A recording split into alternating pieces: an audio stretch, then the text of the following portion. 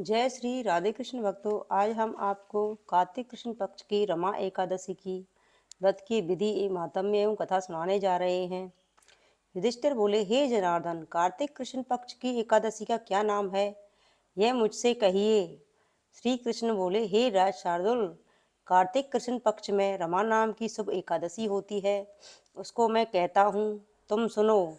यह सब पापों को हरने वाली है। प्राचीन समय में मुचकुंद नामक राजा था। उसकी इंद्र से मित्रता थी। यम, वरुण, कुबेर और विभीषण से भी इसकी मित्रता हो गई। हे राजन, वह राजा विष्णु का परम भक्त और सत्यवादी था। धर्म से पालन करते हुए उसका निष्कंटक राज्य हो गया। उसके घर में बेटी थी, उसका नाम चंद्रभागा था। उसका चंद्रसेन के बेटा शोभन के साथ विवाह हो गया। हे नृप, वह शोभन कभी अपने ससुर के घर पर आया। उस दिन पवित्र एकादशी का व्रत आया। व्रत का दिन आने पर चंद्रभागा विचार करने लगी कि हे ईश्वर, क्या होगा। मेरा पति तो बहुत निर्बल है, वह क्षुधा को सहन नहीं कर सकता, और मेरे पिता का शासन बहुत कठिन है। दशमी को डोरी पिटवा देते हैं कि एकादशी के दिन भोजन नहीं करना चाहिए। डुमडुमी का शब्द सुनकर शोभन अपनी स्त्री से बोला, हे कांते, अब मुझे क्या करना चाहिए। हे शोभने, जिसके करने से मेरा जीवन नष्ट न हो, ऐसी शिक्षा दो। चंद्रभागा बोली, हे विभो, मेरे पिता के घर में कोई भोजन नहीं करता। हाथी, घोड़े तथा पशु भी अन्न नहीं खाते। हे कांत, यदि भोजन करना चाहो तो घर से दूर चले जाओ। शोभन बोला, तुमने सत्य कहा है, मैं व्रत करूँगा। जो भाग्य में जैसा लिखा है वैसा ही होगा। इस प्रकार भाग्य का विचार करके उसने उत्तम व्रत को किया। भूख प्यास से शरीर पीड़ित हो गया और वह बहुत दुखी हुआ। वह व्याकुल हो रहा था। सूर्य अस्त हो गए। वह रात्रि वैष्णव मनुष्यों को हर्ष बढ़ाने वाली हुई। हे नृप शार्दुल, भगवान की पूजा करने वाले और जागरण करने वालों को वह रात्रि आनंद देने वाली हुई और शोभन के लिए असह्य हो गई। सूर्योदय के समय शोभन की मृत्यु हो गई। राजा ने राजा के योग्य सुगंधित चंदन की लकड़ी से उसका दाह कर्म संस्कार कराया। चंद्रभागा ने पिता के निषेध करने से अपना शरीर नहीं जलाया। उसका अंतिम संस्कार करके पिता के घर में रहने लगी। हे नृपश्रेष्ठ, रमा के व्रत के प्रभाव से मंदिराचल की शिखर पर शोभन को बहुत रमणीय देवपुर मिला। वह बहुत उत्तम और अनेक गुणों से युक्त था। उसमें पन्नों से जड़े हुए सुवर्ण खंभे थे। अनेक प्रकार की स्फटिक मणियों से सुशोभित भवन में वह निवास करने लगा। सिंहासन पर बैठ गया। श्वेत छत्र और चमर प्राप्त हो गए। किरीट, कुंडल, हार, बाजूबंद इनसे सुशोभित हो गया। गंधर्व और अप्सरा सेवा करने लगे। वहां शोभन दूसरे इंद्र की तरह शोभा को प्राप्त हुआ। मुचकुंदपुर में रहने वाला शोभ शर्मा नामक ब्राह्मण तीर्थ यात्रा करता हुआ देवपुर भी गया। वहां उसने राजा के जमाई को देखा। वह उसके पास गया तो उस शोभन ने शीघ्र पहचान कर सिंहासन से उठकर ब्राह्मण को नमस्कार किया और अपने ससुर की कुशल क्षेम पूछी और अपनी स्त्री चंद्रभागा तथा नगरवासियों की कुशल पूछी।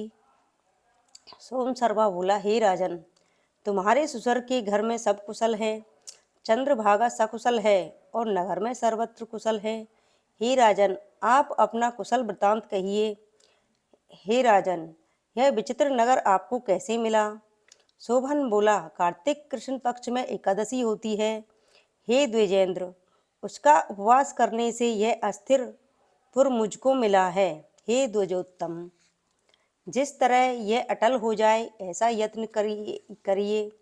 ब्राह्मण बोला, हे राजेंद्र, यह स्थिर क्यों नहीं है और अटल किस तरह होगा, वह मुझसे कहिए। वह कार्य मैं निश्चय करूँगा। शोभन बोला, हे विप्र, मैंने ये व्रत श्रद्धापूर्वक नहीं किया था, अतः मैं इस नगर को अस्थिर समझता हूँ। चंद्रभागा से यह वृतांत कहिए, तब यह नगर स्थिर हो जाएगा।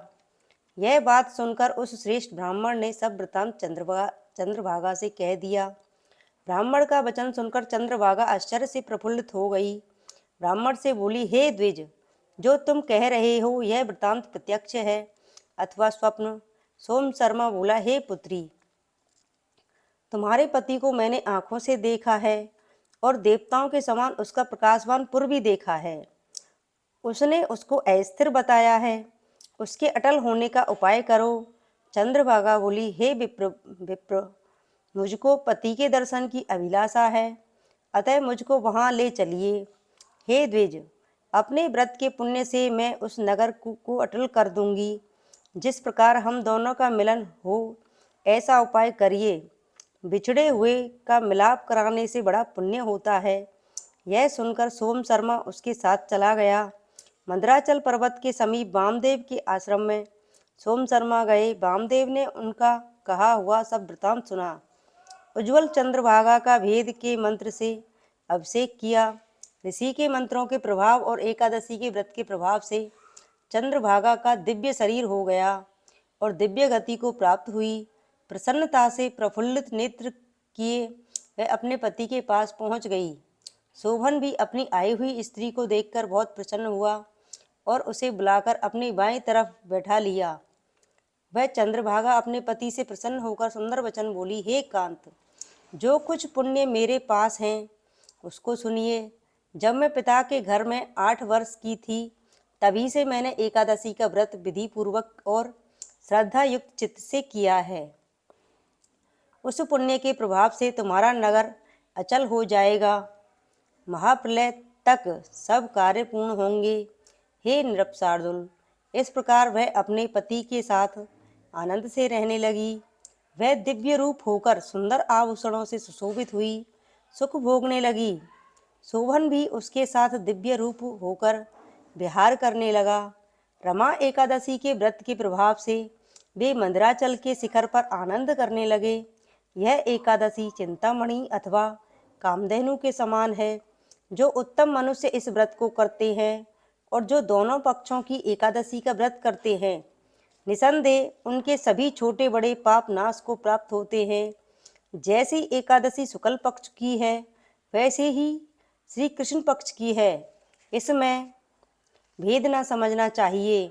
जो मनुष्य एकादशी के व्रतों का महात्म्य सुनता है, वह सब पापों से छूटकर विष्णु लोक में आनंद पूर्वक निवास करता है। इस प्रकार रमा एकादशी की कथा समाप्त हुई।